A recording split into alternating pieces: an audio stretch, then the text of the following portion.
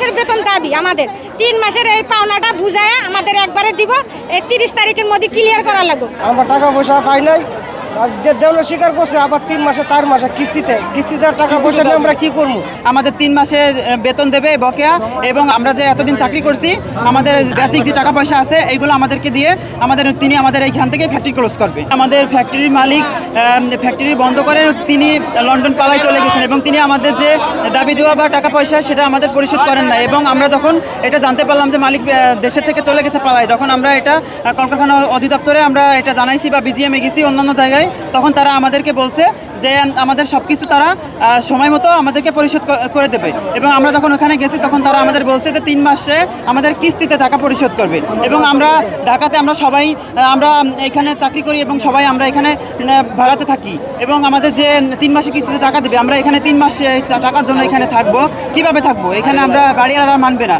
তাছাড়া দেখা যাচ্ছে যে এখানে এক একজন এক এক জায়গায় চাকরি করবে বা বিভিন্ন জায়গায় চলে যাবে কর্মস্থলে। তো এই জন্য আমরা আসলে 15-16 দিন পরে আজকে রাস্তায় নামতে বাধ্য হয়েছি। আমাদের দাবি হচ্ছে আমাদের 3 মাসের বেতন দেবে বকেয়া, এবং আমাদের যে আমরা যে এতদিন চাকরি করছি আমাদের যে বেসিক যে টাকা পয়সা আছে এইগুলো আমাদেরকে দিয়ে তিনি আমাদের এইখান থেকে ফ্যাক্টরি ক্লোজ করবে। আমরা ফ্যাক্টরি বন্ধ করে দিছে, গেছে মাসের বেতন বাকি রয়েছে, আর 15-20 বছর ধরে চাকরি করতেছে, ওদের বেতন দেওয়া না, সুদ না করে কোম্পানি বিদেশে গেছে গা, আমরা টাকা পয়সা পাই নাই, দেওয়ার স্বীকার করছে, আবার 3 মাসে 4 মাসে কিস্তিতে টাকা পয়সা নিয়ে আমরা কি করবো?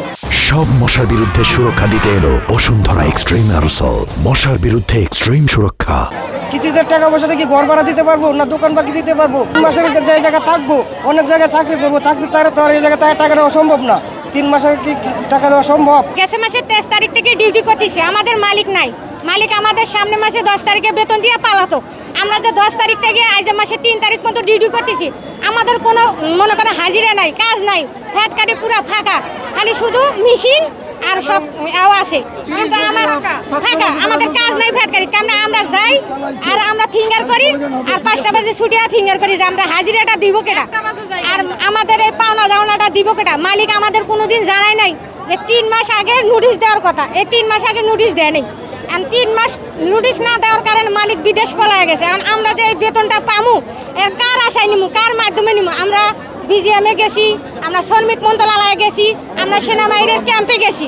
সেনাবাহিনী আমাদের সিদ্ধান্ত দিছে তোমাদের মালিক বিজিএমে সব পাওনা দাও না, চিঠি লেখে দিছে, ফর্ম লেখে দিছে যে বিজিএমে দিছে, সেনাবাহিনীর ক্যাম্পে দিছে, শ্রমিক মন্ত্রণালয় দিছে, কিন্তু আমরা এটা মানি না। শ্রমিক মন্ত্রণালয় দিলে আমাদের জানাইবো না, আইসে পাওনা দাওনা দিব না। 3 মাসের বেতন দাবি আমাদের। 3 মাসের এই পাওনাটা বুঝায়া আমাদের একবারে দিব, এই 30 তারিখের মধ্যে ক্লিয়ার করা লাগবে। বছরে যে একটা বেশি আছে, কেউ 10 বছর, কেউ 15 বছর, কেউ 11 বছর, কেউ 8 বছর, এই একটা বেসিক পামু, আর একটা বছরের ছুটির টাকা, এই সব মিলে পাওনা দাওনা হিসাব করে মালিক আমাদের সিদ্ধান্ত জানান যে মা, বোন, ভাই, তোমরা আমাদের সব আত্মীয়, তোমাদের নিয়ে এই পরিবেশ পরিচালনা করছি, এত বছর গার্মেন্টস চলাইছি, তোমাদের দিয়ে উন্নত হয়েছি, কিন্তু মালিক আমাদের সেটা বলে নাই যে তোমাদের আমি 20,000 দিব বা 50,000 দিব বা 30,000 টাকা দিব। এটা কোনোদিন মালিক আমাদের বলে না।